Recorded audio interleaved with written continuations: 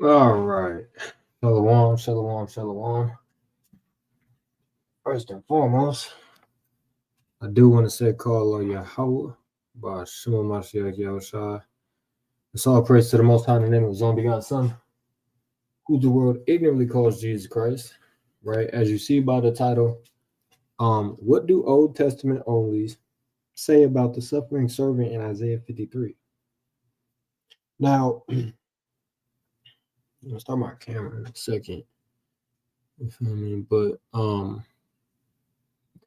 Isaiah 53 is speaking about Christ, right? But we're here to talk about how an OT only would break down Isaiah 53. Now, this is not speaking on behalf of every single OT only out there. I've heard a couple of different ways. I've debated a couple of different ways that OT onlys will break it down. So we'll go over the ones that I debated and I heard of, and dissected. Give me 1 second, y'all. Make sure that y'all like and share the video, of course. And hopefully a OT only would join. You feel me? And then we can have a discussion.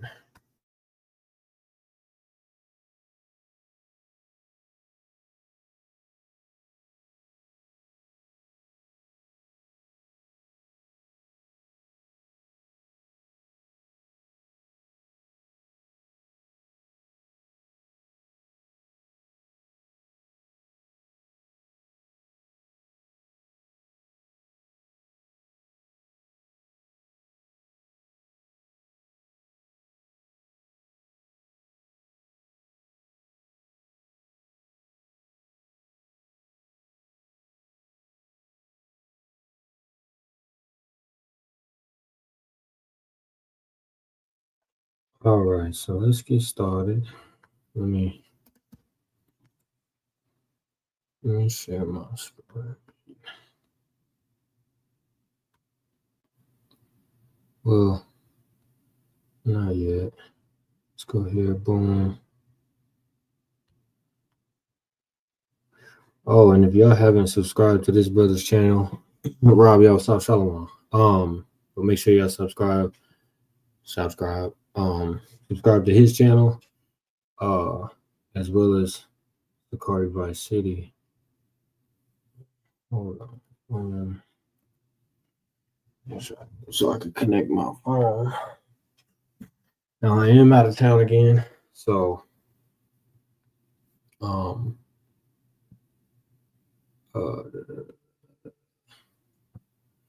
my usual setup is not in effect.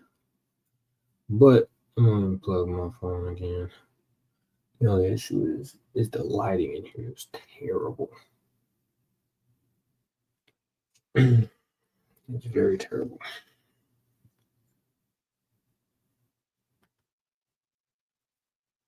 Well, I guess it's not too bad.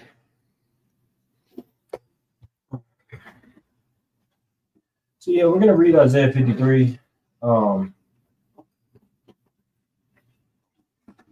Ezekiel 4 will be read, of course, because oh, you can share it to Discord? I didn't know you could do all that. Let me switch over to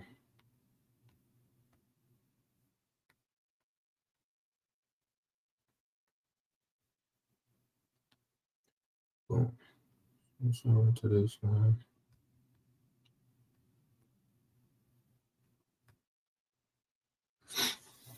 All right.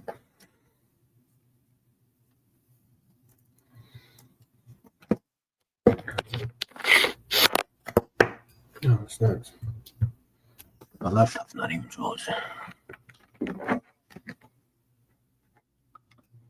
So, of course, before we get started, I do want to say call on Yahweh, right? Because he allowed me to get off work at a time. By Shema Mashiach Yahushua. Right, that's all praise to the Most High in the name of His only begotten Son, who the world ignorantly calls Jesus Christ.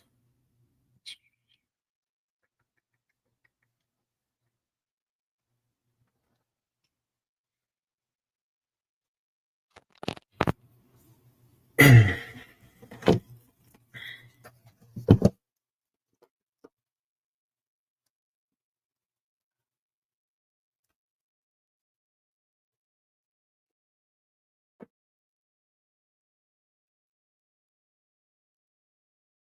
right, so let's do this. Lord in Christ. So like y'all.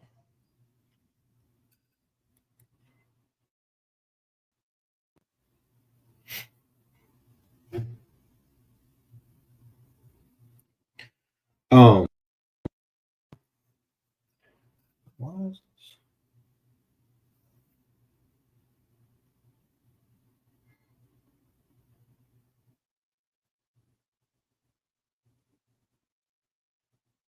No, why?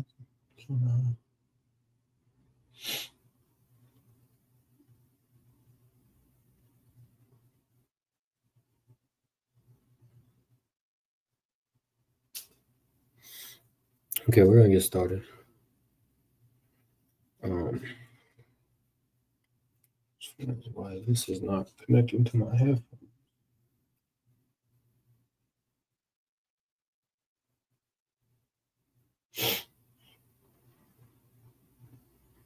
Um so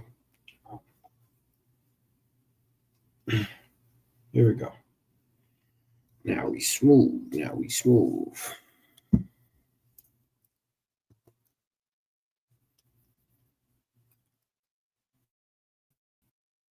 So let's read Isaiah 53. See where they be getting their understanding from.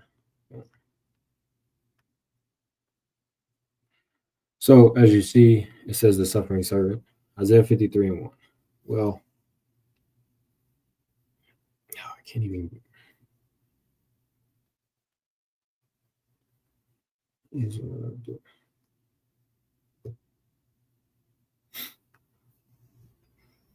All right. So Isaiah 53 now it does speak of, the suffering servant. Um, Now I've heard an OT only utilize the way Christ, or not Christ, Isaiah speaks in the Old Testament. And the way he speaks is he always labels Jacob and Israel as servants. Right now, I'm gonna show y'all.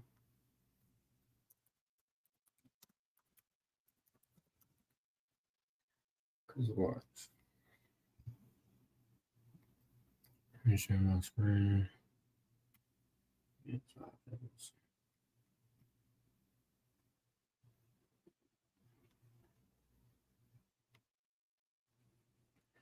All right. So these are all the times that Israel is always reckoned as a servant um in the book of Isaiah.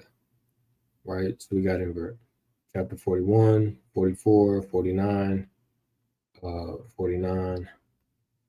Now if we look up Jacob, mentioned in 48 as well. Right. So there's a couple of times where all right, let's add an S on it. See if that helps as well. Mentioned Isaiah 65 as well. And it's mentioned Isaiah 14. Well, no, that's speaking about heathens. So clearly we see there's been plenty of times in Isaiah's writings where the children of Israel were reckoned as servants. So they'll say, why is it that when we get to Isaiah 53, are we now going to believe that this suffering servant is anybody else outside of Israel? Because Isaiah's been speaking this whole time, and the whole time that he's been speaking, it's always been the children of Israel were the servants. Jacob was the servants. His saints were the servants, so on and so forth. Why are we then changing it to where now it's maybe it's not? This is their argument. This is not ours. Hold on.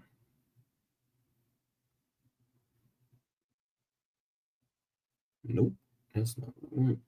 That don't help. No, it's gonna have to be this one. Why is it that when we get to Isaiah 53 it now switches to this different person is now um the servant, right? I've heard that argument. I've also heard the argument that when it speaks of, right, because watch this, verse 4, Isaiah 53 and 4. Surely he has borne our griefs and carried our sorrows, yet we did esteem him stricken, smitten of God, and afflicted. But he, singular, was wounded for our transgressions. He was bruised for our iniquities. The chastisement of our peace was upon him, and with his stripes we are healed. I've also heard that this is speaking about Ezekiel in Ezekiel 4. Right? No, Ezekiel 4, right? This is his whole vision that he has to lay on one side for a certain amount of days, the other side for a certain amount of days as in a sign of affliction, right? And he has to eat certain things, right? Like defiled bread.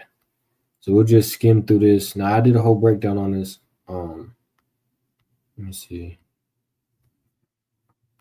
Sakari Phoenix live. Let me just show y'all the video. Right, I did a whole breakdown on this 3 months ago. Right, the whole Ezekiel 4. So we're not going to go into this 430-year prophecy. But if you do want it, just look at the history of Sakari Phoenix and Sakari Las Vegas, and you'll see it on both of those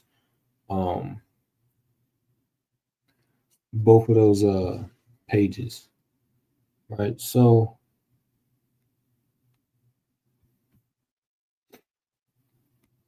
let's go back. There it is. Right, so they'll say that when it speaks about what he was wounded for our transgressions, this is speaking about Ezekiel. Right, now in Ezekiel 4, we'll start at verse 4. It says, lay thou also upon thy left side, and lay the iniquity of the house of Israel upon it. Now, mind you, I'm just playing as I believe in the Old Testament only. See, Ezekiel was supposed to lay on one side for the iniquity of the house of Israel. According to the number of days that you shall lie upon it, thou shalt bear their iniquity. So we see here, Ezekiel is bearing the iniquity of the children of Israel.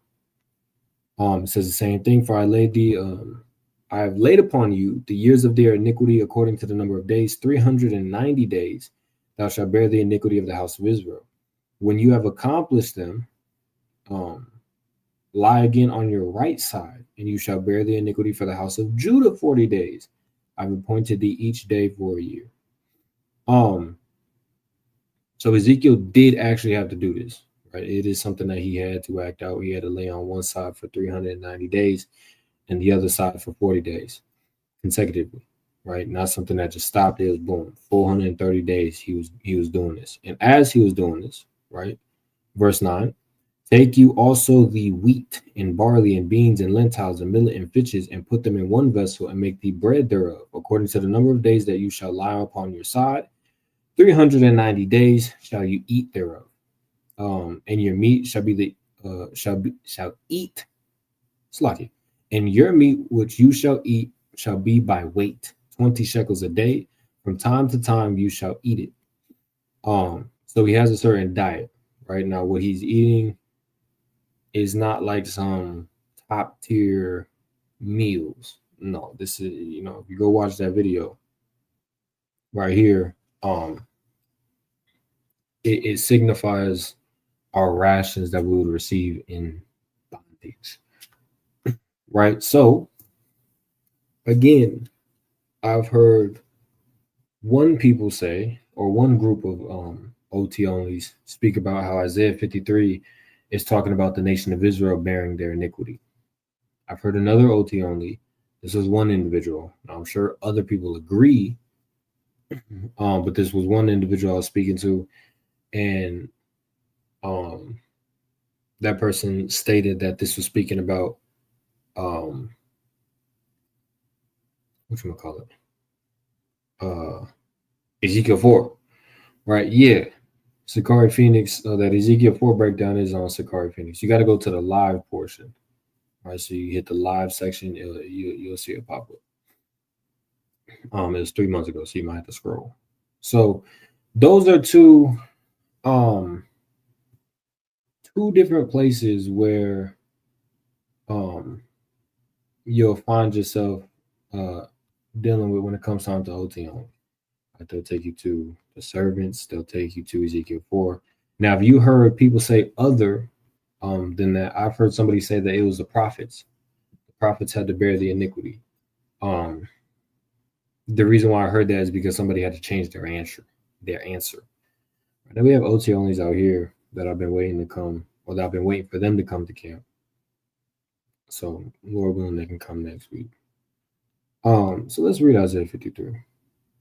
And let's display how it can't be talking about the nation of Israel, because Isaiah uses the phraseology Jacob servant, Israel servant.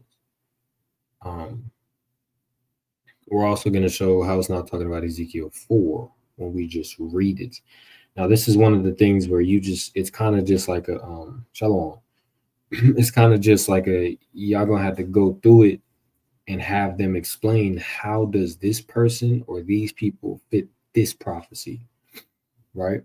So Isaiah 53:1, who has believed our report, and to whom is the arm of the Lord revealed? You know what? From the same individuals that said that the servant is Israel, they started the chapter before, right? Isaiah was there, the brother in Atlanta, he was there. So Isaiah 52, right? It speaks about the deliverance of Israel, right? So watch this. Isaiah 52, and yeah, make sure that y'all like and share the video everywhere you possibly can. Right, Baba Kushah. So they started at Isaiah 52 before we get to debunking everything. I'm trying to give y'all every angle that OT only use to break this down. We'll start at verse 6. It says, therefore my people shall know my name. Therefore they shall know in that day that I am he that doth speak. Behold, it is I. How beautiful upon the feet are how beautiful the mountains are the feet of him that bringeth good tidings, that publisheth peace, that bringeth good tidings of good, that publishes salvation, that saith unto Zion, your God reigneth. Thy watchmen shall lift up their voice. With the voice together shall they sing, for they shall see eye to eye when the Lord shall bring again Zion. Break forth into joy. Sing together, ye waste places of Jerusalem. For the Lord has comforted his people. He has redeemed Jerusalem. So this is where they'll say the context starts, right? Salvation. Israel has received salvation. We're back in our land. Depart ye, go ye go ye out from thence. Touch no unclean thing. Go in the midst of her, be unclean vessel. Right, the exalted servant. Yeah, now watch this.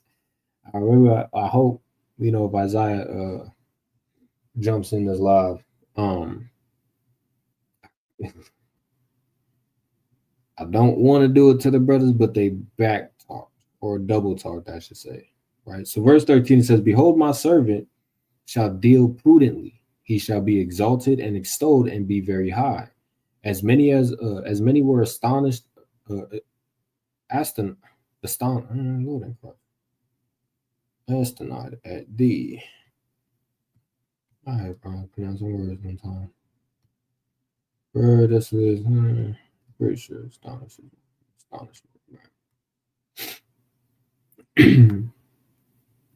So it says, his visage was so marred more than any man, and his form more than the sons of men.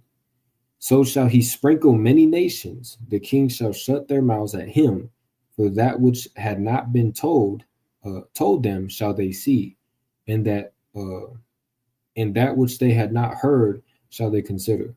So they'll say, because it's speaking about salvation to Israel, for Israel, this servant shall be the children of Israel.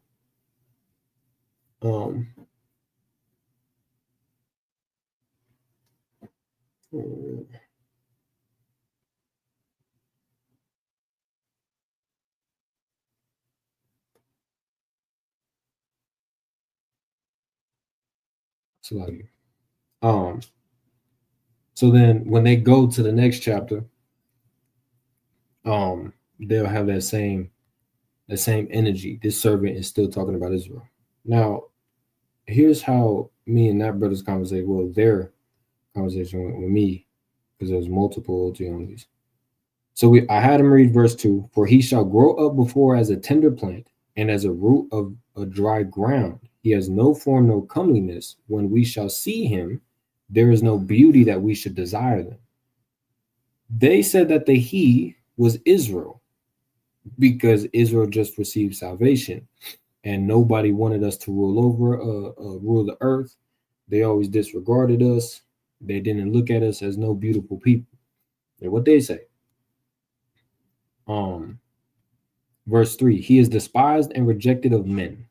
I asked him, well, who is the men? They'll say that the men is the heathen.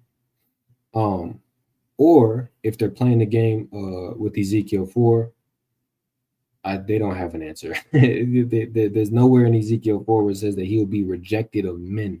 Ezekiel himself, pursuant to that 430 days where he had to lay on both sides of his body. Also being bound up.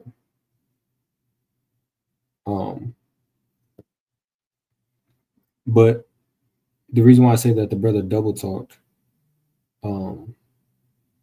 is because we kept reading, and it was evidently clear that these men couldn't have been the heathen.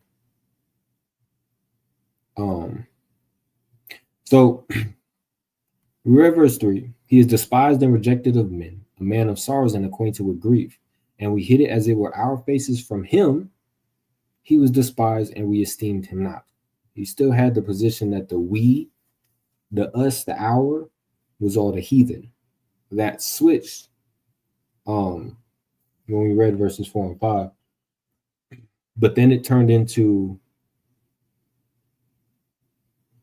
those who were righteous of Israel. This is where it begins to get confusing to explain their part. So I'm just gonna give y'all the breakdown and then trapping questions, because I can't explain their position as well as they can. But the whole it being Ezekiel is done by verse 5, because Ezekiel wasn't stricken, smitten of God, and afflicted, and he wasn't wounded for our transgressions, bruised for our iniquities. The chastisement of our peace was upon him. No, Ezekiel's vision, that whole thing was dealing with what was going to happen to Israel, what was going to happen to Jerusalem, right? So when we read the verse 1 in Ezekiel 4 says, you also, son of man, take you up a tile and lay it before you and portray upon it the city, even Jerusalem. So he's basically making this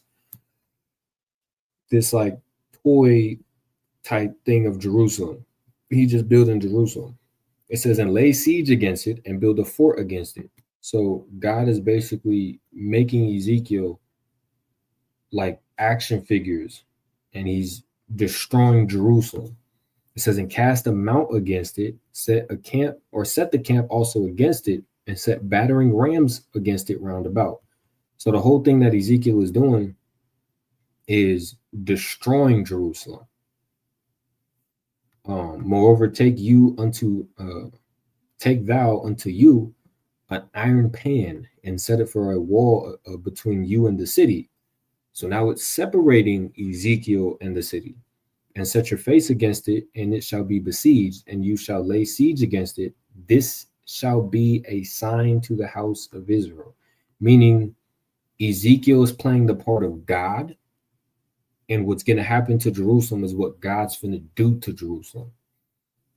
Him laying on his side for 430 days is part of that prophecy.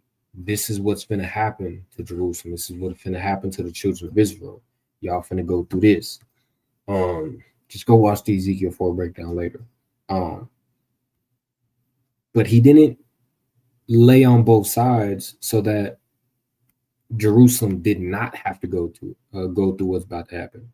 No, he said, listen, this has been to happen to Israel. So Isaiah 53, him bearing our griefs and our sorrows, when you go into that word for griefs and sorrows,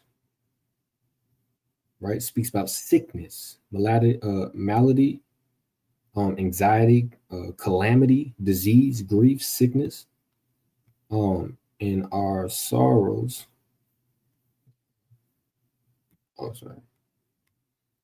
Our sorrows is pain, sorrow, pain physically or mentally, anguish, affliction, grief, pain, sorrow.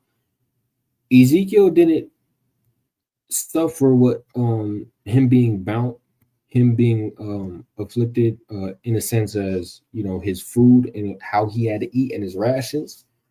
He wasn't afflicted so that way we didn't have to go through the sickness. We didn't have to go through the pain mentally and physically. No, we still went through it. So he didn't bear our iniquity as in we don't have to go through it. No, it's just simply saying you're like this, y'all finna go through something like this. All of y'all finna go through something like this. And we ended up going through something like that.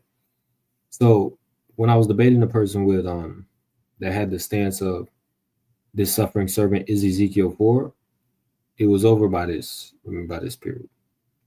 Right? Because there's just no answers. Right? Their only argument is that Ezekiel was bound and he was afflicted. And it does say in Ezekiel 4, right here, this is their argument, right here. According to the number of days shall you lie upon it and shall bear their iniquity. They utilize that phraseology and how it's worded. The same thing with Isaiah 53, right? But it just, starting at verse 3, he wasn't rejected of men. Going down to verse 6, I mean the whole chapter, but it's just over, right? You can't really explain much. So now that we got Ezekiel 4 out the way, and if y'all go back, watch the Ezekiel 4 breakdown that I did, understanding Ezekiel 4 will help you a lot better to Shalom, Shelly, to debunk Isaiah 53 is speaking about heard it come into Miami Trap Stars chat with the same logic. Wait, what? Oh, heard the OT. Yeah.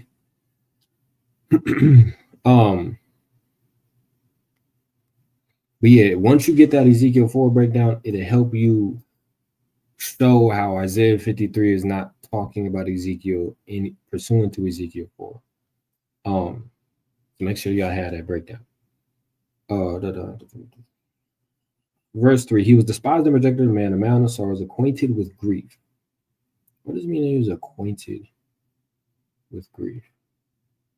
See this word acquainted, right? To know, perceive, see, to know, have knowledge of, right? Be aware, consider, discern, discover, feel. Right, move. Cunning, condense, inferences, have care, recognition, positive instruction, punishment. Right, understand. Y'all get the point. Right, acquainted with grief. He was acquainted with sickness, anxiety, calamity, right? So he bore these things and he had to go through these things. And we hid it as it were our faces from him. He was despised and we did not respect him, esteem him. hold him to no type of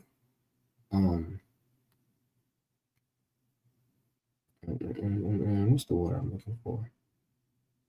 Value, right? No regard, right? None of that, right? So we looked at this man and he was rejected. But as he was rejected, he was bearing the griefs for the we, the our, the us. And it says that he carried our sorrows, he carried our anxiety, our sickness, whether it be physical or mental. He carried our depression. He carried our I want to say doubt. Well, yeah, you can say doubt. He did those things. That way, when you have those moments where it's like, bro, I'm just going through it. I'm just going through it. But you understand that that's part of his death, burial, and resurrection. So that way you could just cast all your worries, all your anxieties. Watch, I'm gonna show y'all. When I first read this verse, bro, it's stuck. And I couldn't get rid of it because it's very good. It's very much so impactful. Right, watch this. First Peter 5.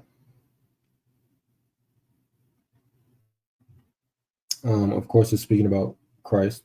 First Peter 5 and 6. It says, therefore, humble yourselves under the mighty hand of God, set aside self-righteous pride, so that he may exalt you to a place of honor in his service at the appropriate time, casting all of your cares, all your anxieties, your worries, all your concerns, once and for all on him, for he has care about you, for he cares about you with deepest affection and watches over you very carefully. Right? So that's some of the things that we could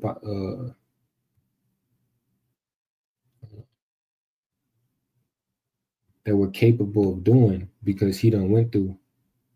Damn. Hold on, y'all. Yeah, what?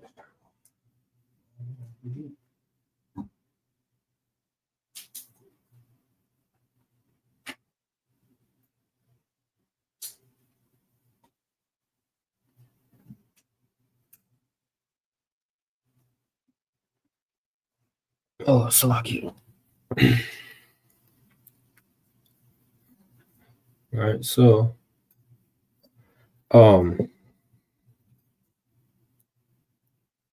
Shalom, King Keturah. So moving forward, we don't see Ezekiel bearing that, not for us, right? Because we still have to go through it. Meaning that prophecy that Ezekiel was given in Ezekiel 40 or Ezekiel 4 came to pass. But if Ezekiel was afflicted for that, then we should have went through it, right? Verse 5, but he was wounded for our transgressions. Now, if this is speaking about the children of Israel, this is where the question comes in. The questions come in handy. When you're talking to an OT only,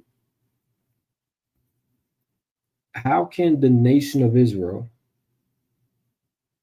die for or suffer for the whole nation of Israel?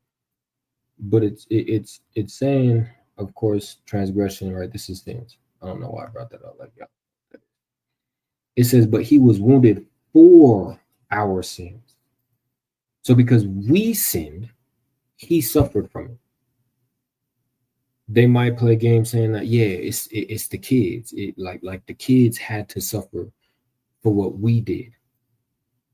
Okay. It says he was bruised for our iniquities. The chastisement of our peace was upon him, and with his stripes we are healed. Okay, so if this is speaking about our future generation have to go through captivity and all this, because them going into captivity, we now receive peace? Because they went through captivity, we now get healed? No, because in Deuteronomy 30, this is how the whole book of Judges, this is how that whole thing was going, right? Deuteronomy 30 and 3. Not all of Deuteronomy 30, but just the concept that then, well,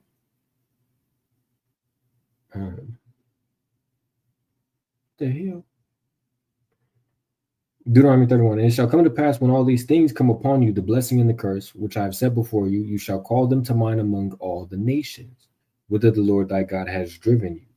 And you shall return unto the Lord God, unto the Lord your God, and shall obey his voice according to all that I command you this day, you and your children, with all your heart and with all your soul. Then the Lord will turn your captivity and have compassion on you. I'm not saying that Deuteronomy 30 was fulfilled multiple times, but the whole concept of us going in slavery, repenting from our sins in slavery, then we were delivered out of slavery. If we're gonna, oh, y'all can't even see it. My bad. We can. If people are gonna say that in Isaiah 53 that the offspring was wounded for our transgression, so because we sinned, our children have to bear the iniquity. He was bruised for our iniquities, so we get to live in peace because it says the chastisement of our peace was upon him, and with his stripes we are healed. So this is speaking about our offspring, which some of them will say that. That means that we get to live in peace and they get to suffer. Wait, hold on. But this is, listen, I'll be having trouble trying to explain they understanding. So basically, we get to keep doing what we doing and live in peace, but they have to suffer for what we did. Oh, that don't make no sense. If they use the whole concept of this is speaking about the prophets have to suffer for our sins. How? Right? How do the prophets have to suffer for our sins when 9 times out of 10, when the prophets were around, we rejected them? So as they were being rejected by their own people, they were also being stricken, smitten of God for the sins of the whole nation? Nah. But if they do want to say it's the prophets, they cannot utilize anymore that this servant is talking about Israel. Now it's a specific Israelite group, right? Whether it's the prophets, whether it's just the Levites, it doesn't matter. Now it's specific. How do you know what group this is speaking about? Now the way that I cut him, or confounded him, he knew he began to switch up his answers because it was no longer this is us, having to suffer so that when we get on top, the heathen can now come to our light. He switched up that doctrine to where now it's just the righteous men of Israel having to suffer for the wicked Israelites, like Daniel when he was in captivity. But we don't walk around saying, oh yeah, we good because Daniel did all this, and that. When we return back to the land, it wasn't like, yeah, Daniel and them righteous prophets are the reason why we're in the land again. No, we don't see none of that in the Bible, right? The prophets, they getting rejected by Israelites all the time. That's not a new concept. After Isaiah, hell, they was complaining against Moses, and Moses was doing everything for them. So they have to avoid that now. But what I brought up to him was like, well, aren't Israelites or aren't prophets called servants? Because if you're going to say that this is the whole nation of Israel, or even if it's the southern kingdom only, or if it's just one tribe, the prophets are always called servants. My servants, the prophets. Now, I'm going to show you something. which is hilarious. Because if they want to utilize, oh well, in Isaiah, it always calls either Israel or Jacob his servant. Okay, let's take a look at Isaiah 49 and 5. It says, "And now, said the Lord, that formed me from the womb to be his servant." Who is this servant? All Israel? Okay. "To bring Jacob again to him, though Israel be not gathered." It's making the distinction between this servant and Jacob and Israel. But their whole argument is Israel is my servant, Jacob is my servant. That's how Isaiah words his writings. He always classified as Israel and Jacob as the servant. But here there's a distinction between this servant and Jacob and Israel. So every time we see servant, it cannot just be talking about the nation of Israel and Jacob. Can't be doing that. Because there's the distinction. It says, "Yet shall I be glorious in the eyes of the Lord, and my God shall be my strength." Verse 6. "And he said, It is a light thing that you should be my servant to raise up the tribes of Jacob." Now, hold on now. This is making a distinction between this servant and the whole nation of Israel. Watch this. So this servant is going to raise up the tribes of Jacob, and restore the preserved of Israel. No, we got another problem because it's making the distinction between this servant, Israel, and Jacob. So the whole argument of the way that Isaiah always words the servants, it's always with Jacob and Israel. Now you have an issue because there's a distinction between this servant and the servant and Jacob and Israel. Are y'all following along so far? I know I'm talking about different ways that an OT only would explain Isaiah 53. So I'm trying to help y'all understand their point of view, give y'all trapping questions, as well as breaking down Isaiah 53 itself. Right? Hopefully y'all following along. Hopefully y'all are following along. All right, make sure y'all like and share. And if y'all want to donate, $, all capital, Sakori Phoenix, on Cash App. Okay, we do need a new sign or signs. So let's go back.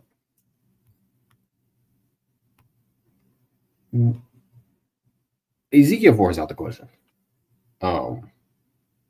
But I would advise y'all to get the Ezekiel 4 breakdown, right? So that y'all can properly break it down. Somebody give you a shout out. Big walk down in the building. Somebody give me a shout out. How are you, Big Walk Down? I know you came on here a couple lives ago. Told me to explain something, but what you told me to explain was self-explanatory.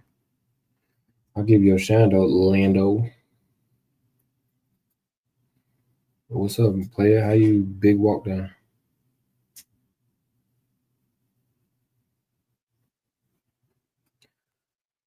Last time you said that you had to go. Hopefully you don't got to go this time. Maybe you could join the live. Right now we're talking about how OT onlys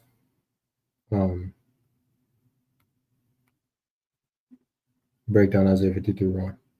So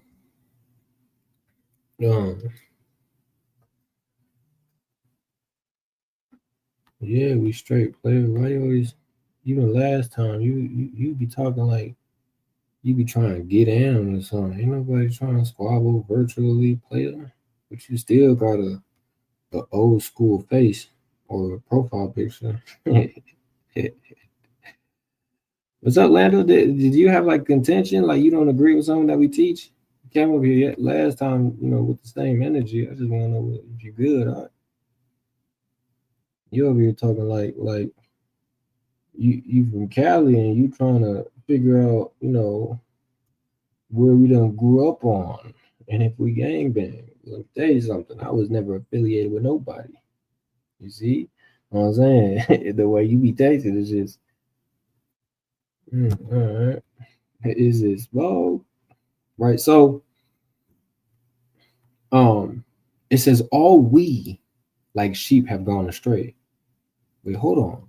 How can this servant, man, we can squabble? Okay, you talking about like virtually? Yeah, I know he be tripping with his words. You talking about like virtually?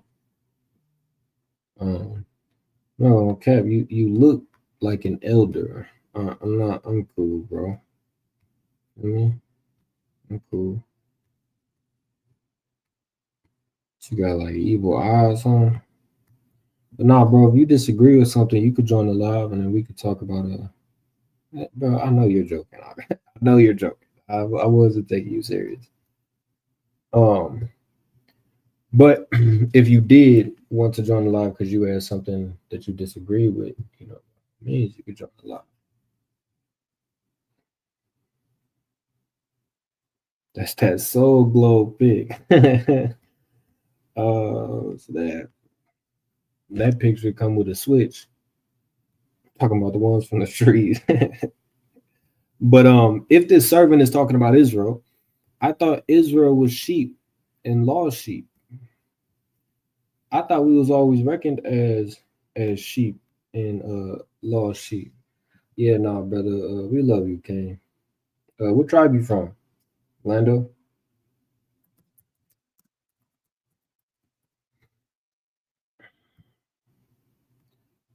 What tribe you from, player? Let me show y'all some.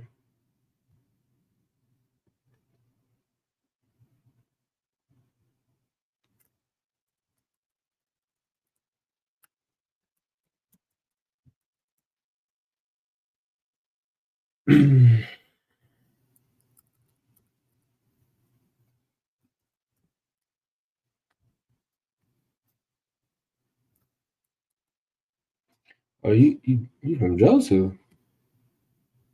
You even my brother?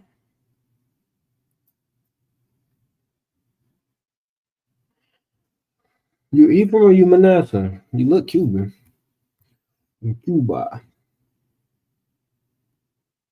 Um,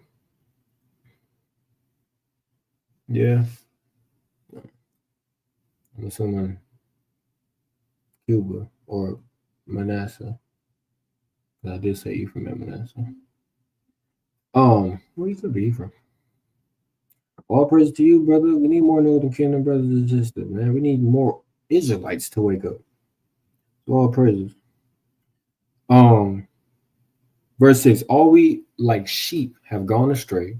We have turned everyone to his own way, and the Lord hath laid on him the iniquity of us all. Here's the cold part. When it speaks about of us all, who is the us all? Right? This is how you begin to expose things because it's talking about us all. Who's the us all? Well, the the wicked Israelites. Um, did the author of Isaiah write Second Kings?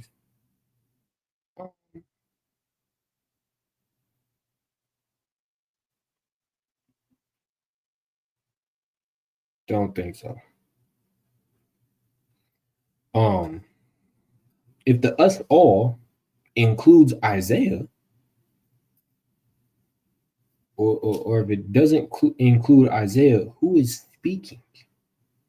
Because Isaiah is giving this prophecy in Isaiah 53, but he keeps saying our, us, and we. Who is talking? The wicked Israelites are talking? When is this fulfilled? Because when are we gonna be saying this? Not we as in I'm a wicked Israelite, but when are the Israelites gonna be saying this? Are they gonna be saying it in the kingdom? The wicked Israelites are gonna be in the kingdom? Um, are they gonna be saying it in a certain captivity?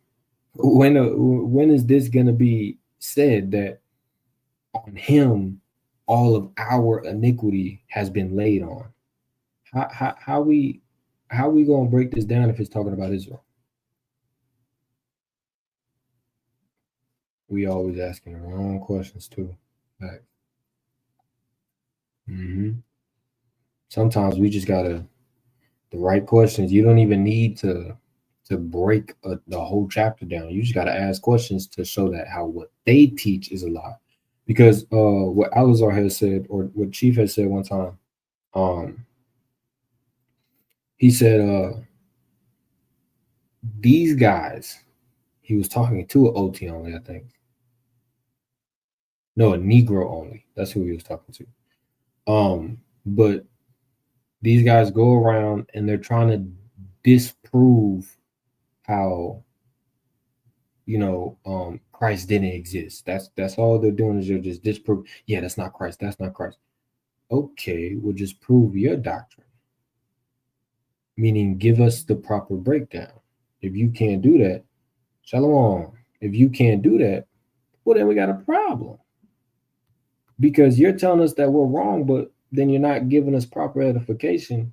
How can I believe what you're saying is true? Right? But this is why it's important to get the breakdown yourself, to where when you show how their doctrine is wrong, you can establish the true doctrine, and they can ask you questions and it'll match up because it's the truth. Right? So it says he was oppressed and he was afflicted, yet he opened not his mouth. If this is the prophets, if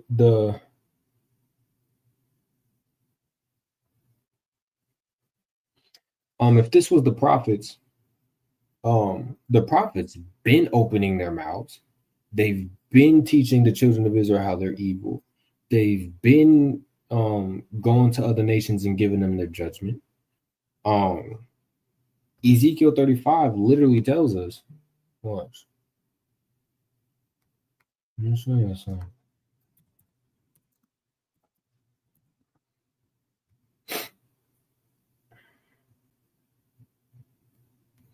Ezekiel 35 and 1. It says, moreover, the word of the Lord came unto me, saying, Son of man, set your face against Mount Seir and prophesy against it. Judah once tried to tell me that the Messiah came back home.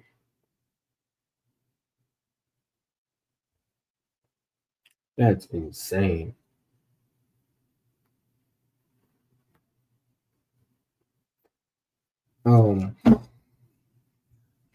Judah Naz once tried to tell me that the Messiah came back already and he was the savior of the Roman people. And he's their savior. OT only have an absurd doctrine. Listen, I have some absurd doctrine. Listen. She's okay. I mean, I would ask him, when did that savior come and who was that savior? Yeah, that's great. But if he said that and y'all was talking about Isaiah 53, well then, damn, this person came to save the Romans from their iniquity is insane. But how can this possibly be the prophets if the prophets always speak out against false ways, right? Isaiah 58:1 says, cry aloud and spare not, and lift up your voice like a trumpet. But here it's saying he was oppressed. If he was the prophets, it said that he didn't open up his mouth. Now, this is speaking about is Christ didn't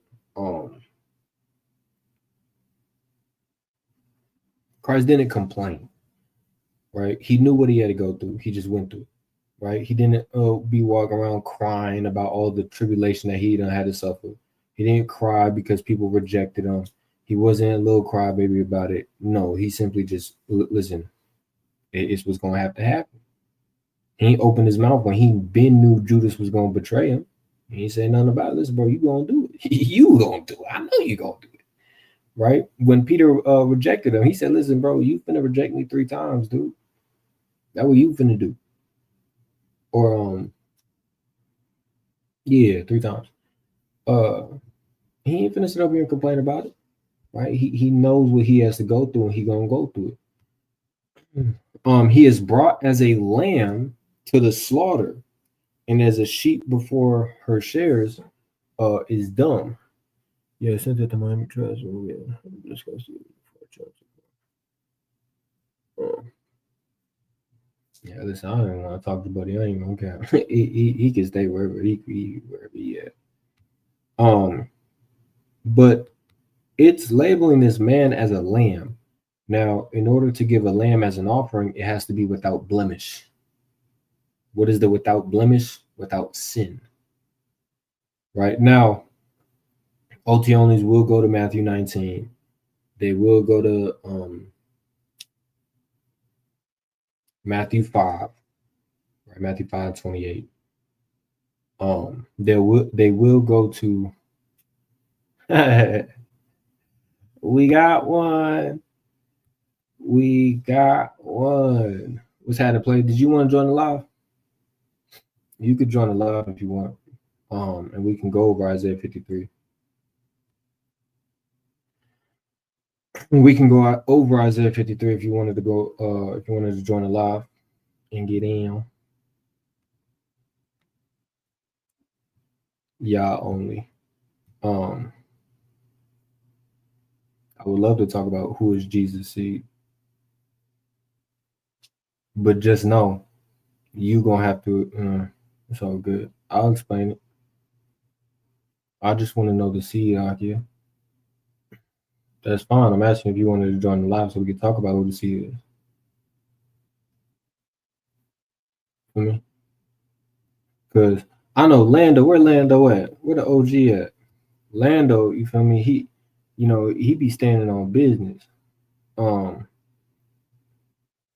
feel me?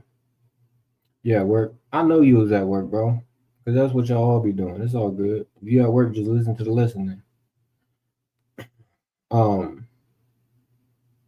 So it speaks about this lamb being led to the slaughter as a sheep before his shearers, so he openeth not his mouth. Right? You gonna have to explain all of Isaiah 53, not just question about this seed in verse 10. So it's all good. Hit that link and prove us wrong. I'll be trying to tell them, bro. I be trying to tell them they don't want to. They be acting like I'll be coming up here just to give a breakdown. No, I label it what do OT only say to get y'all to come up here so that y'all can join the live. We gonna get to the seed, bro. I'm not jumping the gun for you. I mean, I will if you join the live, but we talking about Isaiah 53 and 7 right now. So you're gonna have to wait, bro, unless you join the live. So it is simple, bro. It is simple. So why don't you bring your simple ass on here? Verse 8, he was taken from prison and from judgment, and who shall declare his generation? For he was cut off out of the land of the living. How can Ezekiel, in Ezekiel 4, fulfill this when Ezekiel wasn't cut off from the land of the living in Ezekiel 4? After he done served the 430 days laying on both sides, he wasn't cut off from the land of the living. So that is something that they would have to explain too. Yeah, you go away, bro. Like, I don't really mean to be disrespectful, but if you don't want to join the live, it's fine, bro. But you got to wait. Land of the living is Israel getting exiled. The land of the living, us being cut off out of the land of the living, was Israel being exiled? Prove it. Expound on it. This is why I don't be believing y'all, because you typing a lot, but you don't want to join the live, dude.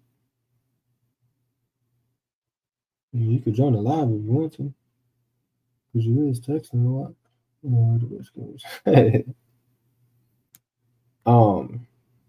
Yeah, you gonna have to. We'll wait for you to prove that.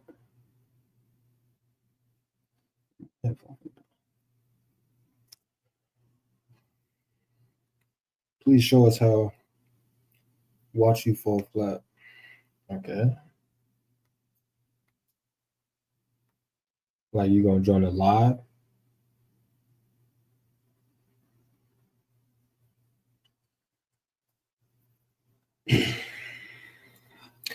I'm your only viewer. I know you won't come from. You're not my only viewer. But I would love the company. You feel me? So we can have that conversation. I mean, you are the last one who sent the last 6 messages. I mean, we just waiting for you to join.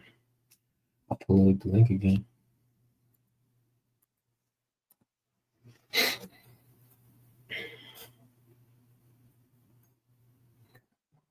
And yes, we are the body of Christ. It's not speaking about a literal seed.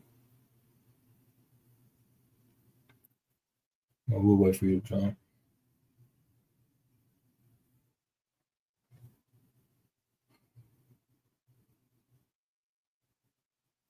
You must have not been paying attention to the rest of the whole video.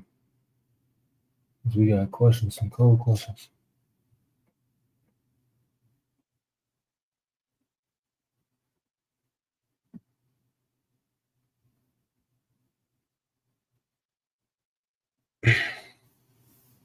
No, not a literal seed. Figure that's bad. Okay. You scared to go to church here. So if for he was cut out of the land of the living, what did you just point? Game over. I guess so.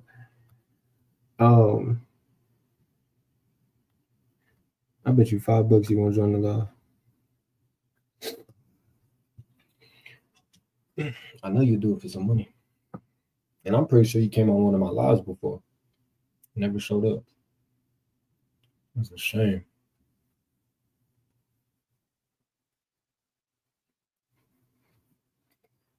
So you didn't want to join the live, right? Y'all only your excuse is that you at work. So you can't be on your phone while you be on your phone.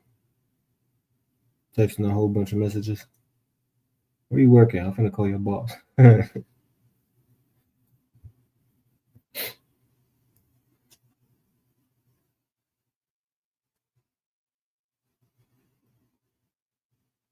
think buddy left.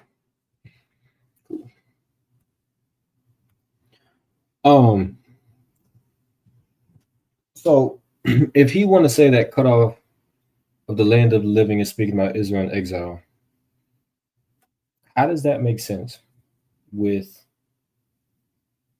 the rest of the chapter? The he, you must don't work. Little guy. Hold on, these lights keep turning off in this hotel. And I just got done work, and right after work, I came straight here. So you need to repent. And it's you must not work, not you must don't work. That don't make sense.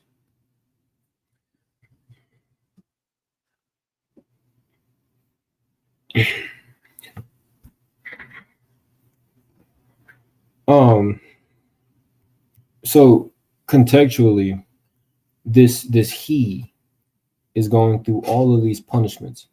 He was wounded for our transgressions. We have turned everyone to his own way, and the Lord had laid upon him the iniquity of us all.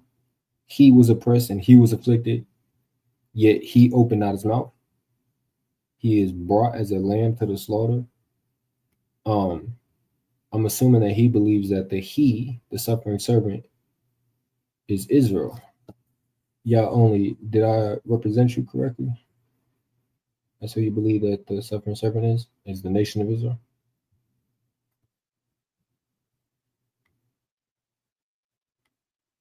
Yeah, you do.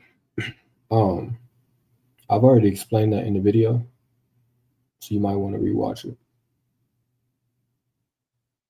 But I'm gonna ask you one more time because you clearly don't be answering the question because you're scared, which is fine. That's did you want to join the live? I don't believe that you're at work. Not saying that you're lying. I just don't believe you. Did you want to join the live and stand on business and teach your doctrine? I ain't finna yell, bro. I ain't finna overtalk you. But I do have questions. I've debated Isaiah 53 multiple times.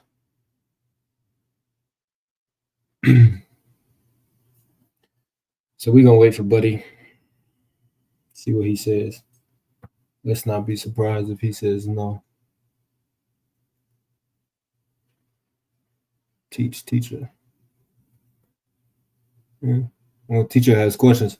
And the question is, do you want to join the live? If you're scared, just say no, bro. Oh, my bad. If you don't want to, just say no. It's all good.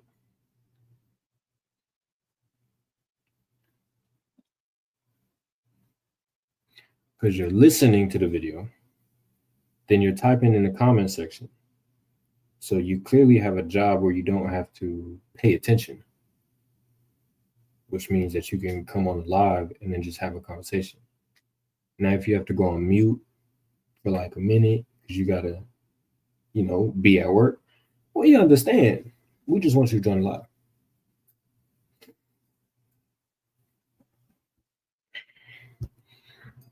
Can't get no solid answer. Well, wait for him to not answer. So the he, according to him, must be Israel. We've already explained how to debunk that. If you're new or just now joining, you can rewind the video. Because we displayed in the beginning chapter how that can be true. I'm at work for the third time, brother. On my headset, I can't debate what's hard to understand. I can type. Okay. For he was cut off out of the land of living. For the transgression of my people was he stricken. Well, since you can type, y'all only, what does it mean for the transgressions of my people was he stricken? Who's the my people and who's the he? Right here in verse 8, in the highlighted section. I'm gonna zoom in for you just in case you don't see it. Who's the my people and who's the he?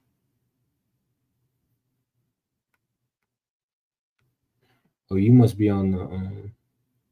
I'm live on 2 channels, bro. You're not the only one. Israel. So the my people is Israel. Who's the he? When it says, was he stricken? Who's the he?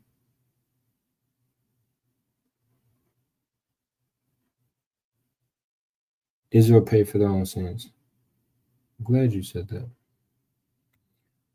When do we pay for our own sins? When does Israel pay for their own sins? Their descendants? That's why you should rewatch the video before doing all this.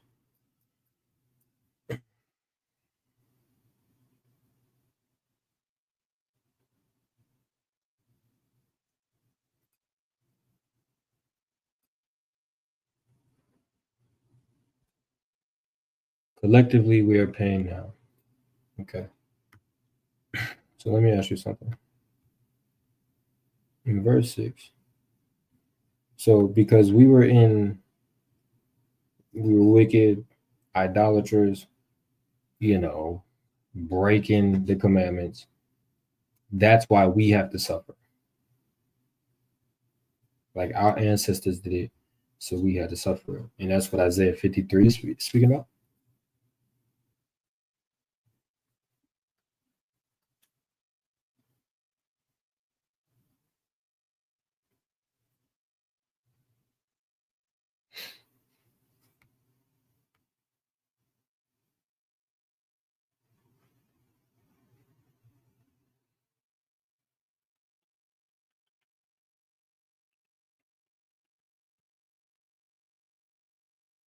Mm.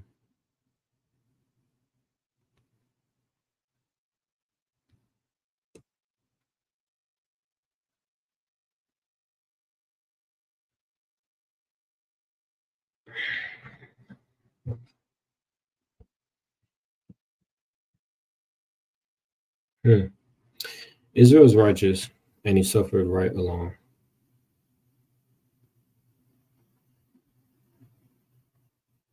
Oh, Isaiah, my bad. I read that completely wrong.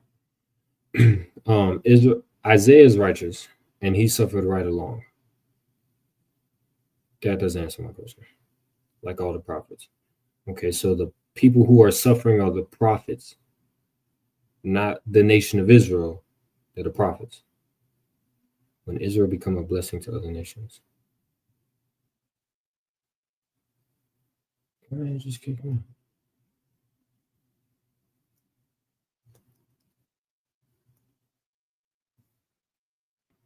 When will Israel become a blessing to the other nations? When we're ruling on earth. That's when. Hasn't happened yet. I don't know why it just kicked me off of my phone.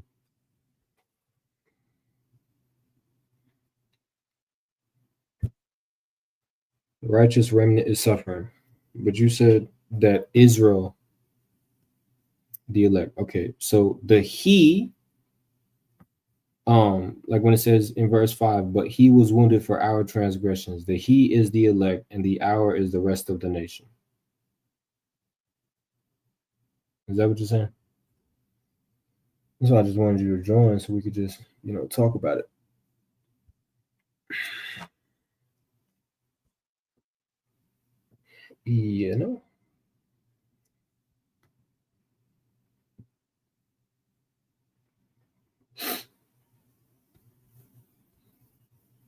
Because you said that he was Israel.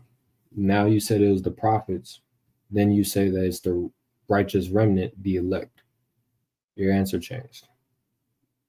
Because all of Israel isn't the elect, as in the righteous remnant.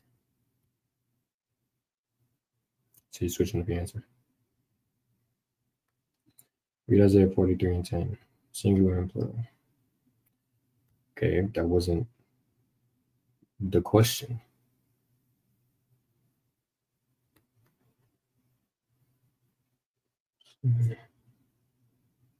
Do you remember the question I just asked you?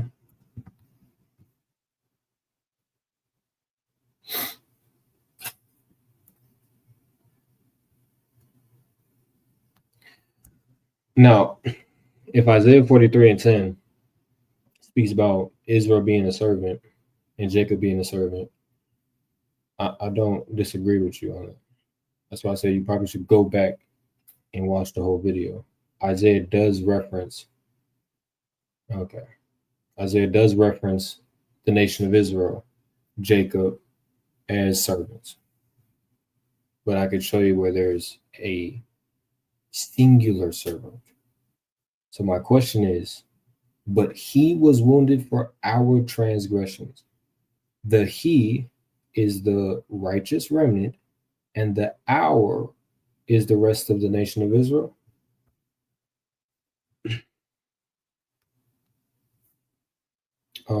All other nations will be in captivity by then, though. So Israel blessing the nations won't come till. Okay. Ted East, did you want to join the live? Oh, you was a dude from last time. You said that you didn't want to. I mean, if you have time today, you could join the live. But that's off topic, bro. I said the other nations will be blessed when Israel is ruling. I didn't say right when Israel is ruling.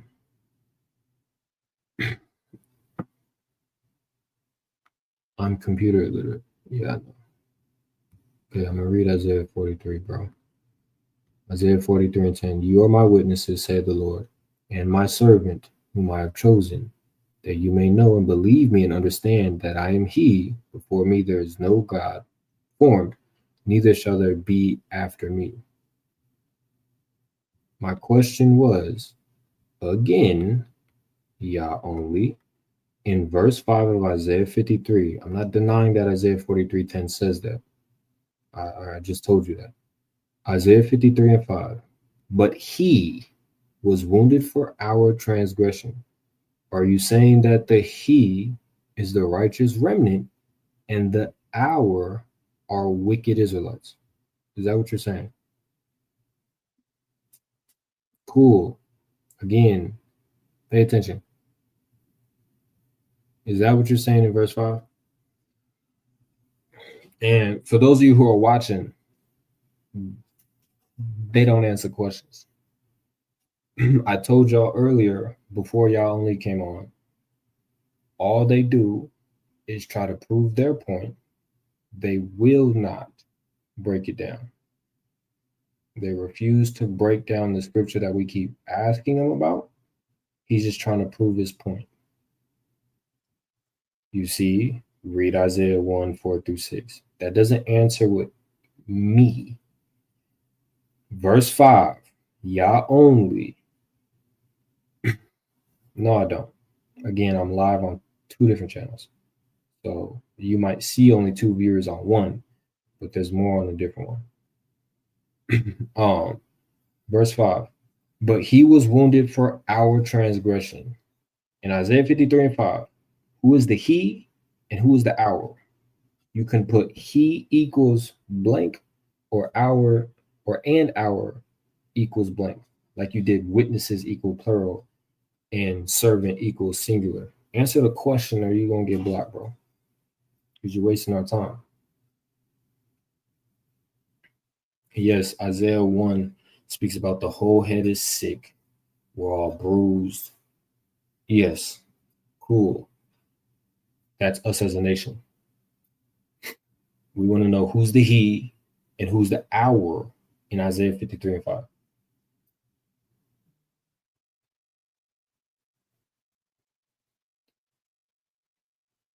But as I told you earlier,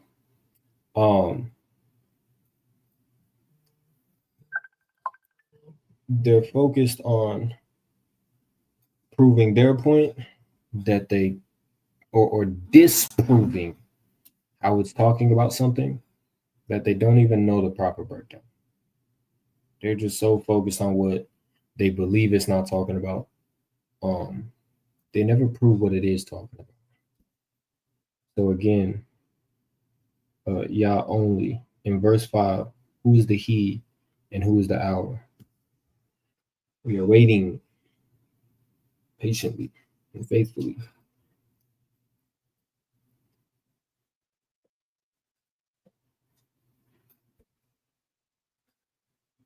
We're about to move forward, Yah only. Why don't you tell one of your brothers to join? I know you got brothers who you talk to. I know you got somebody who could join the live who could discuss Isaiah 53. So why don't you do that? If you don't want to join.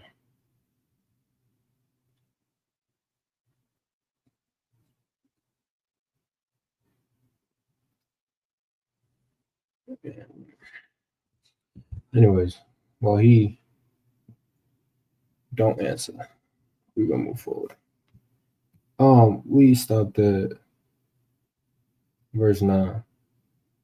It says, and he made his grave with the wicked and with the rich in his death, meaning he died.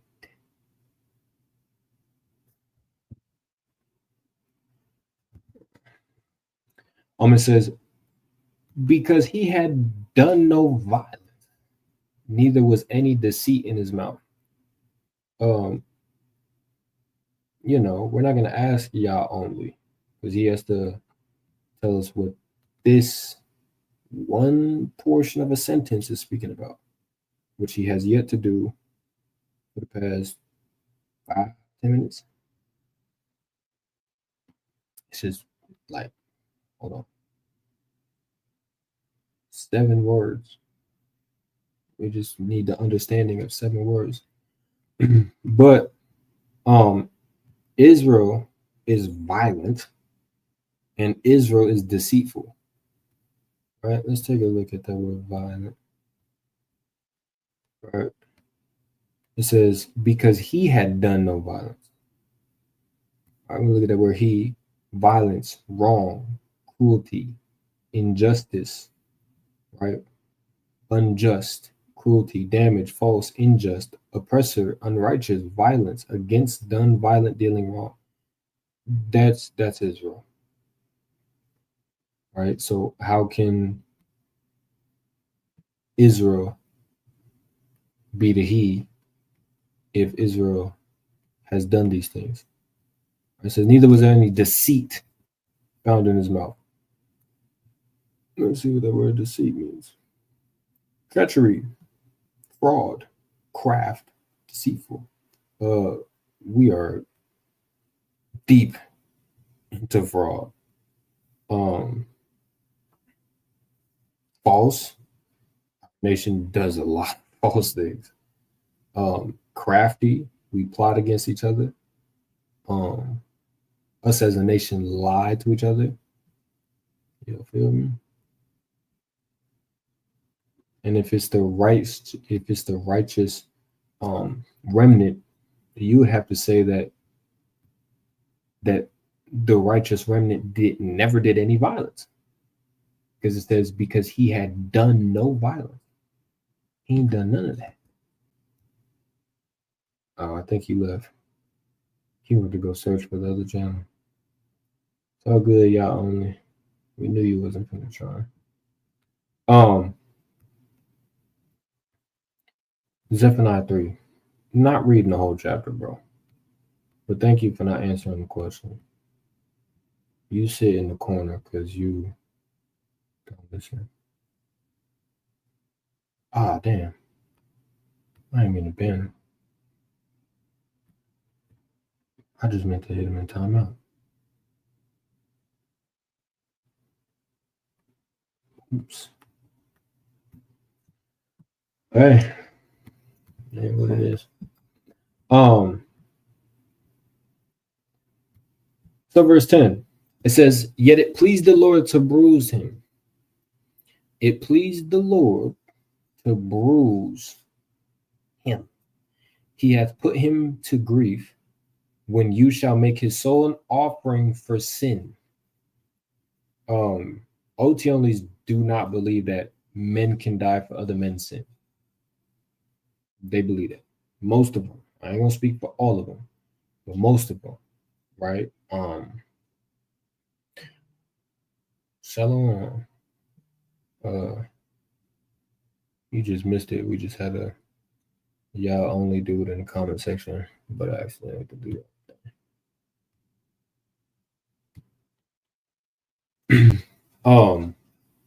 But this is saying when you shall make his soul an offering for sin. So whoever this he is, whoever this his is, he's an offering for sin. It says, he shall see his seed, he shall prolong his days, and the pleasure of the Lord shall prosper in his hand. Meaning this particular person is going to be prosperous, and he shall see his seed.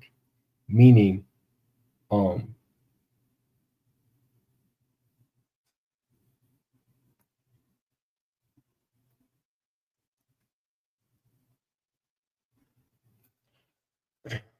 Sluggy. Where's that? Meaning, not a literal seed, but the fruits of his teaching. Meaning, those who are teaching the correct doctrine. Like we have to go through our intercessor, which is Hamashiach Yahushua. It says, he shall prolong his days, and the pleasure of the Lord shall prosper in his hand. Pleasure.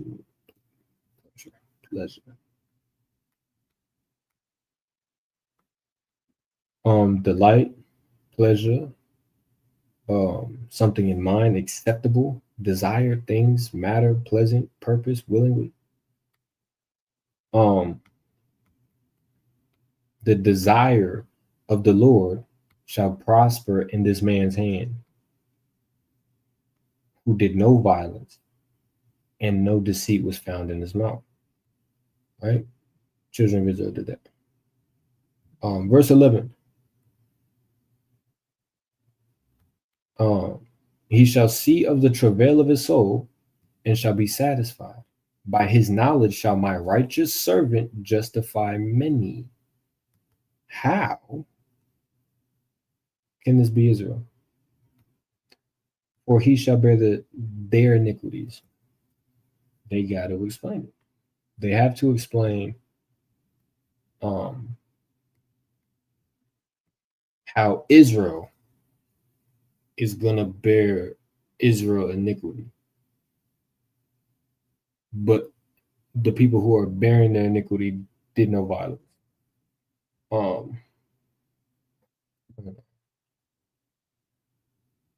Remove from the stage.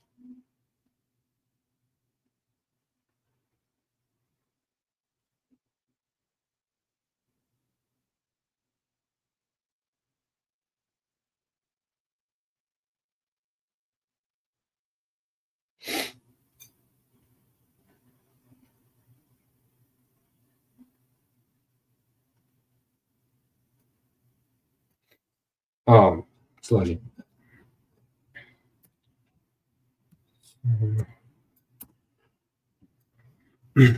This for anybody who's OT only, or if you don't agree with something that Sakari teaches, you could join the live. Right, verse 12. Therefore will I divide him a portion with the great, and he shall divide the spoil with the strong, because he has poured out his soul unto death. He was numbered with the transgressors. He bare the sin of many and made intercession for the transgressors. How did Israel be the intercessor for Israel's sins?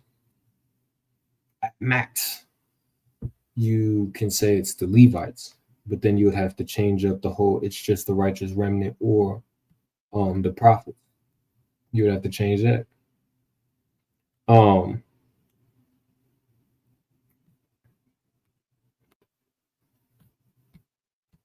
You also, oh, okay. You also can't say it's Ezekiel 4.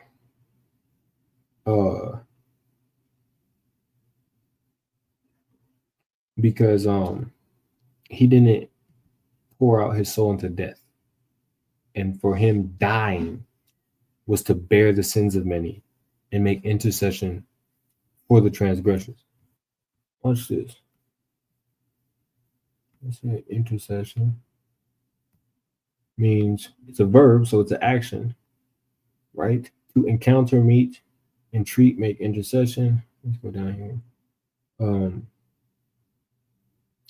here. Come between, cause to entreat, fall upon, make intercession, intercessor, entreat, lay, light, meet together, pray, reach.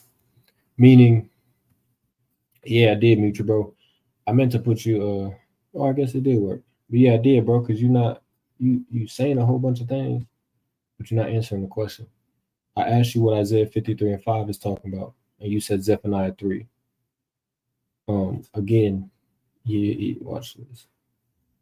Let me see something.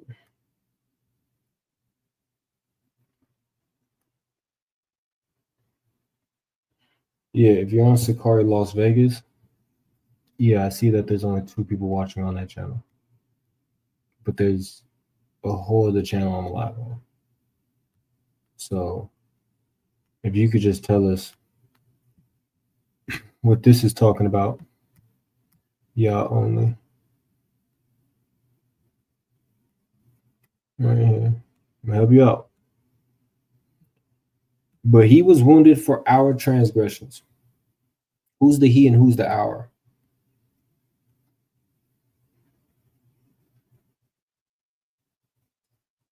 No.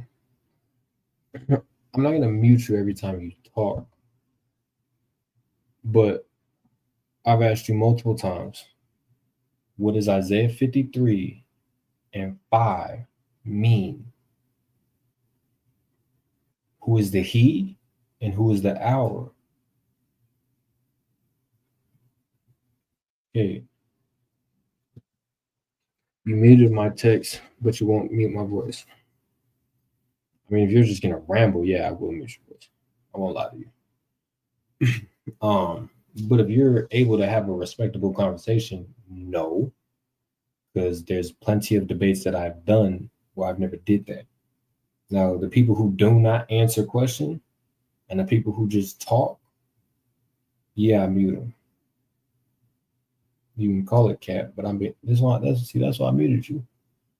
You texted 6 times and you have yet to answer Isaiah 53:5. The he is Yahweh and the hour are the Israelites. Yes, but y'all only don't believe that. So you're 100% correct. But y'all only is supposed to explain who he views, who the he is, and who's the hour. He typed 6 times, 7 times, and then he explained Isaiah 53:5 and questions why he was muted. Because we want to know what Isaiah 53:5 is speaking about. When did God accept human sacrifice? You see how you're asking questions and not answering mine? Your job is not to only prove how this is not talking about Christ. Your job is to give us the proper understanding. So who's the he and who's the hour in Isaiah 53:5? I will answer, when did God accept human sacrifice?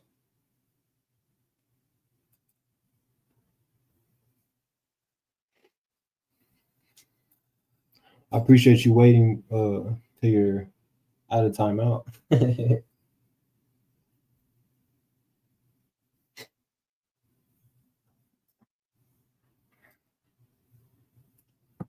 Trying to see something.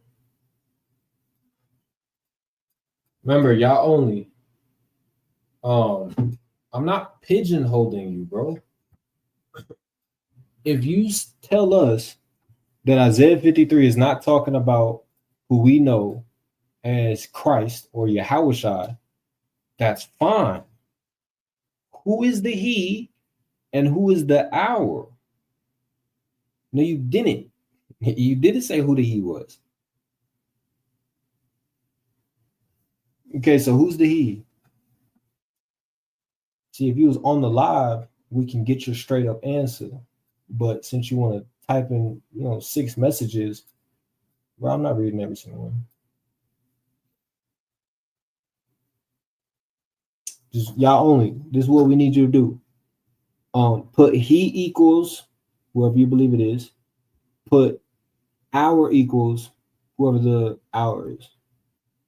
Can you do that? If not, you can just go back on timeout, bro.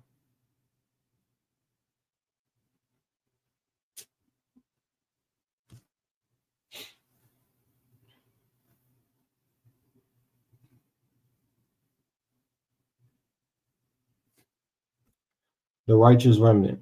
Who's the hour? Well, I'm saying you're not answering the question, bro. If he is the righteous remnant, who is the hour? I don't live in Vegas. You sound stupid, bro. But even then, if you live in Vegas, matter of fact, what state you live in? Who's the hour? In Isaiah 53:5.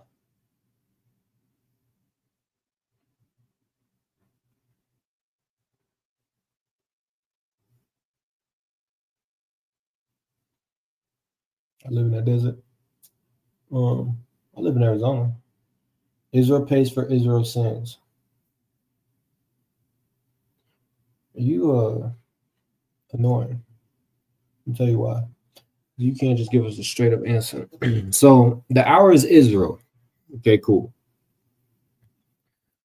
It says, he, the righteous remnant, was bruised for our iniquities.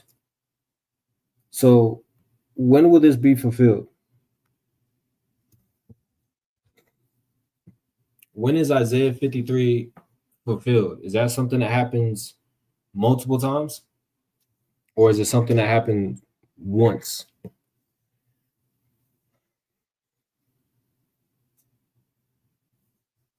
Yah only.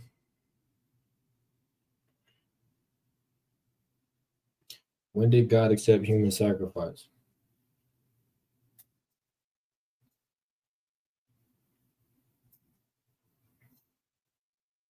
I got you, bro. While I pull up this precept, um,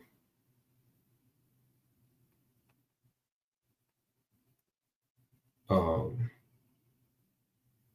can you tell me when this is fulfilled, or if it's fulfilled multiple times?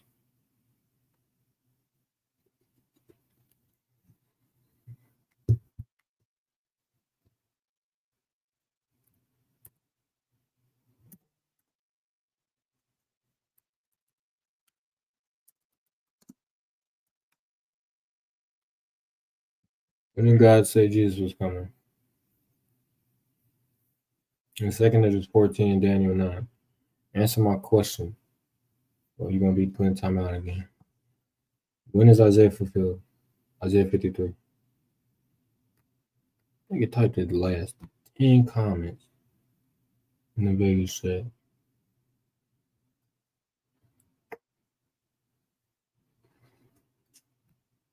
When did God say Jesus was coming? When did God tell you to teach the Bible? Because that wasn't God.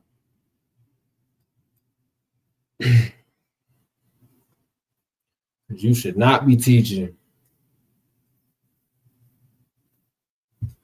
I would set up a debate with you, but I'm sure you're going to be at work.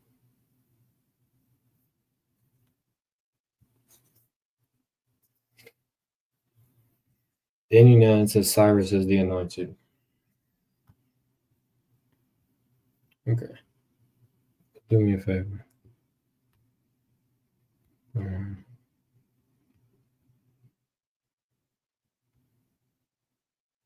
Probably am, bro, boy. Okay. I don't give a much of it all.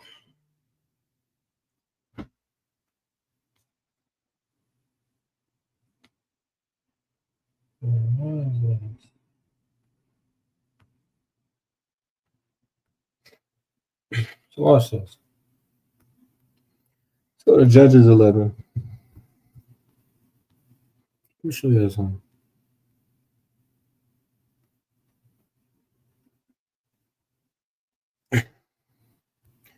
Judges 11 and 29. Since he wants to play this game.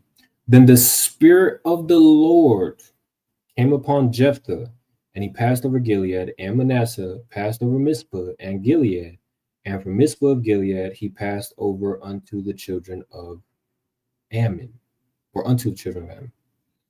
And Jephthah vowed a vow unto the Lord, and said, if you shall without fail deliver the children of Ammon into mine hands, then it shall be that whatsoever cometh forth of the doors of my house to meet me when I return in peace from the children of Ammon shall surely be Yahweh's, and I will offer it up for a burnt offering.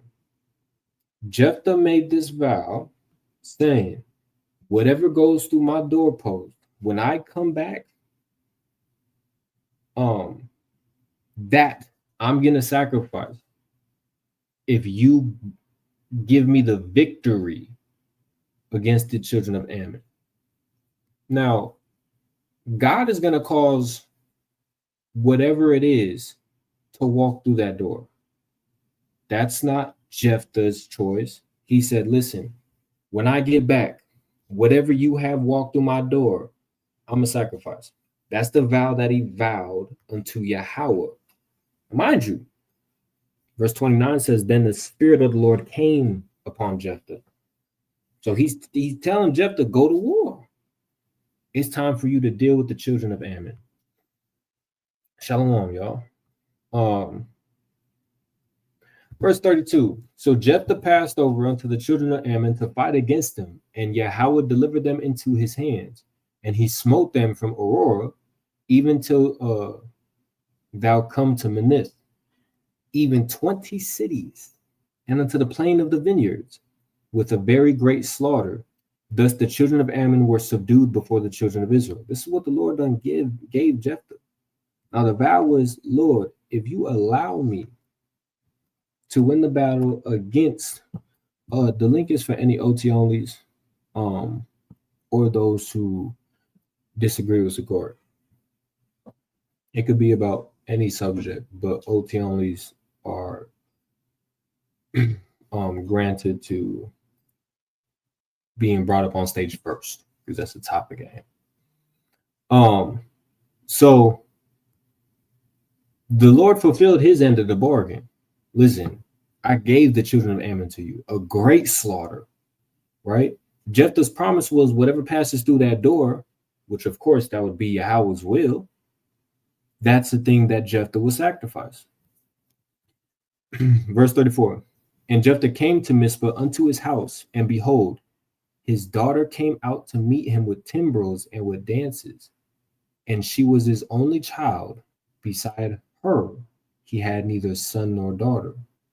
And it came to pass when he saw her that he rent his clothes and said, Alas, my daughter, you have brought me very low, and you are one of them that trouble me. For I've opened my mouth unto Yahweh, and I cannot go back. Yahweh caused his daughter to walk through the doorpost. Jephthah's vow, when it says, I have opened my mouth and I cannot go back, is when he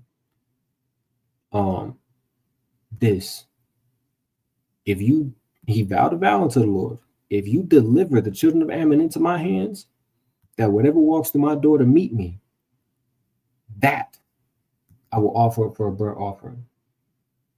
When we read verse 35, verse 34, it says, his daughter came out to meet him.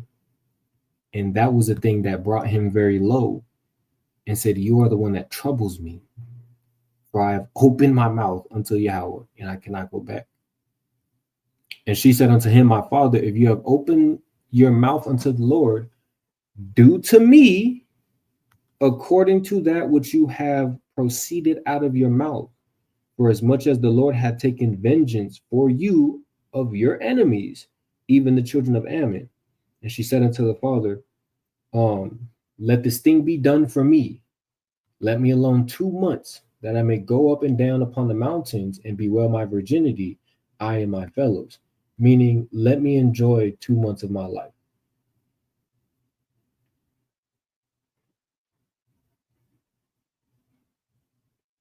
Well, listen, you're going to have to tell us what this is talking about there.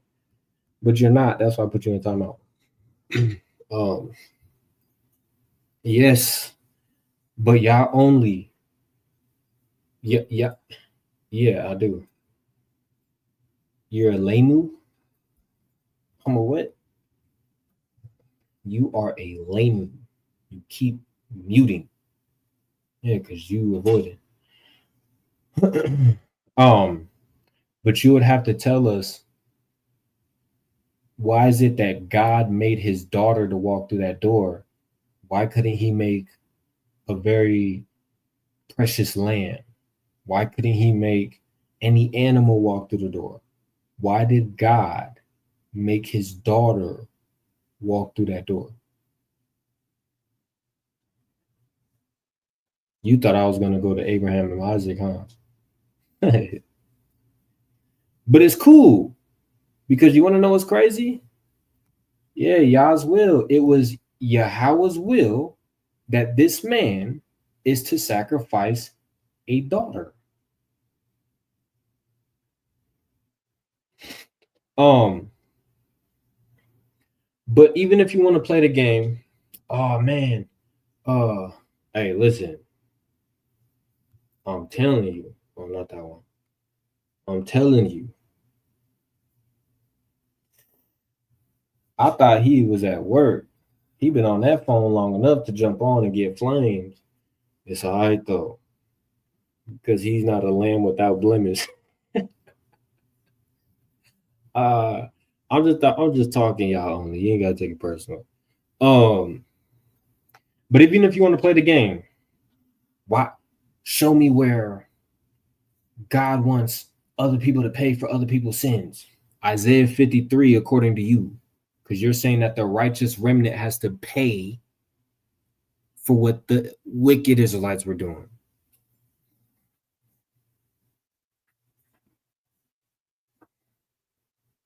Dina, it wasn't a test because he sacrificed his daughter. And even his daughter was like, listen, whatever you vowed unto the Lord, do it. And if you got to sacrifice me, that's what you have to do because you made that vow. Just grant me one thing. Let me just walk around. Let me just run around and enjoy 2 months of my life. And then, it sucks, but I'm gonna have to go through it. And this is why Christ told us, don't be making vows, bro. Because you don't understand. You don't understand. But watch this though. Verse 39. And it came to pass at the end of 2 months that she returned unto her father, who did with her according to his vow which she had vowed. And she knew no man, and it was a custom in Israel that the daughters of Israel went yearly to Laman, the daughter of Jephthah, the Gileadite, 4 days in a year. It was a custom that they would mourn for this daughter because she was actually sacrificed. But again, y'all only's whole, y'all never said don't make vows. Okay, cool. I said this is why Christ told us not to make one. Not saying it's a sin if you do make a vow. The reason why he told us not to make a vow is because sometimes people don't hold up to their vows, or sometimes they don't think about their vows. Why would they mourn? One nigga just told you. Because sometimes people will make a vow to God, I will never drink again. But then Passover come around. You feel me? Some people will even go far enough to say, I will never eat meats again. I'll be a vegetarian forever. What happens when Passover comes around? Y'all told us to make vows and swear by his name truthfully. Again, y'all only pay attention. Christ didn't say it was a sin. He said, don't make a vow. If you're going to do something, just do it. Because if you make a vow and you don't uphold your end of the bargain, you're going to have to pay. So instead of you making vows left and right, just don't make a vow. Just do what you're going to say. People be like, oh, I'm going to make this vow that I'm going to fast for a week, 3 days in. And now shit. You done broke your fast, but you done vowed a vow. You should have just said, I'm going to try my best to fast for a week. I'm going to fast for a week. But then you make a vow according to God. Oh, Lord. Y'all only, if you think that Jephthah's daughter was a regular burnt offering, you're crazy. Nobody just regularly offers their daughter. I want to know where, okay. Y'all only. You're thinking offering as in take it to the temple, dress it, drain it, and then have the Levites offer it. That's not what Isaiah 53 is speaking about. Nor am I saying that's what we should do. But pay attention, y'all only. Stop texting and just pay attention. I'm going to show you something. If you want to say that the he is the righteous remnant, I'm going to show you why you would have to submit. I'm going to show you why you have to submit that God said people were going to be an offering. I already did, y'all only, so be quiet. Just be quiet because I told you to listen. I'm going to show you how you yourself will have to submit to it. Verse 11. Not verse 11, verse 10. Yet it pleased the Lord to bruise him. He hath put him to grief. When you shall make his soul an offering for sin. Is this saying that the righteous remnant will be an offering for sin? Yes or no? Yeah, only. If you don't answer, that's cool. You're just gonna get banned. When it says that his soul will be an offering for sin, is that the righteous remnant dying, being an offering for the wicked Israelite sin? It's Israel paying for their sins. Okay. Thank you for proving our point. You're done. So again, it's that simple. If they want to say, I would love for him to join the block. It's all good. If they want to say that a man being an offering for other people's sins, that's not what God wants. Okay, so what does it mean in verse 10 when it says, when you shall make his soul an offering for sin? Why is his soul being an offering for the sins of the rest of the nation of Israel? It says, verse 12, because he had poured out his soul into death, he was numbered among the transgressions and bare the sin of many and made intercession for the transgressors. The Levites made intercession for the transgressors through offerings. But it's saying that Isaiah 53, that this man is an intercessor of transgressors or for the transgressors, and he will be an offering. It's the same thing. Now, this man is not going to be offered like in the temple as an actual lamb will be offered unto the Lord. No. But he did bear the sins of many. Right? Any questions? Any questions on anything? What is it?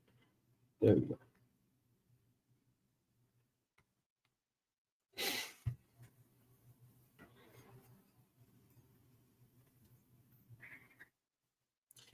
Is this why swearing in court or under oath is wrong? No. Talking about like in court, like America's court? Like,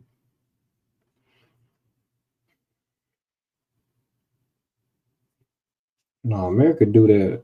I don't know why they do that. They don't even believe in God.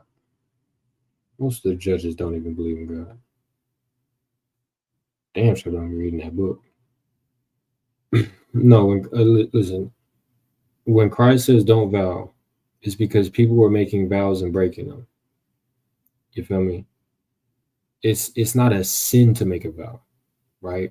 There's something that's called a Nazarite vow, right? If you say, listen, I'm going to be a Nazarite for 3 months, what about wedding vows? Are they scriptural?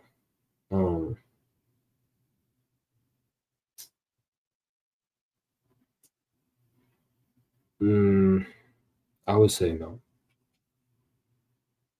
Well, the concept of them, like how a man is supposed to be there for his wife, a wife is supposed to be there for her husband. She's supposed to obey her husband. He's supposed to protect her. Yeah, but as far as like the whole one wife, no. As far as the whole, I have to listen to her, and we equal, so to say. No, a man can have multiple wives.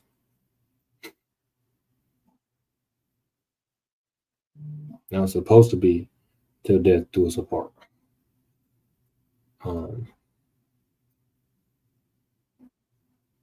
But Israel evil. But yeah, no, the reason why Christ was saying don't make vows is because people were making vows and breaking them. Hey, listen, stop doing all that. Don't make no vows. because if you say you not gonna drink, say you just gonna only drink water, don't vow into the Lord that that's what you're gonna do. Just do it, because y'all be breaking these vows, right? And for the safety of you and your soul and um your future, just don't make a vow. I just play the safe road. And if you're just only gonna drink water, just do it. You feel me? Be integrity to your, or hold that integrity to yourself, but then you ain't gotta vow unto the Lord. I just do it. Just do it.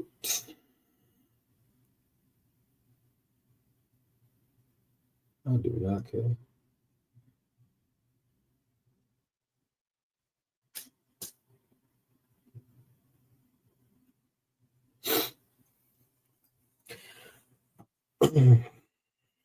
Well, we about to end it here.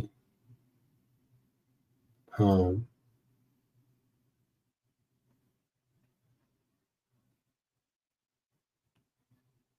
with that, I do want to say call Yahweh by Shema Mashiach Yahushua. It's all praise to the Most High in the name of His own begotten Son, who the world in we call Jesus Christ. Kwam Yasharala, and y'all stay safe out there.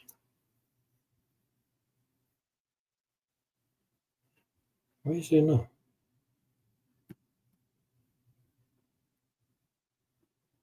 Shalom, y'all.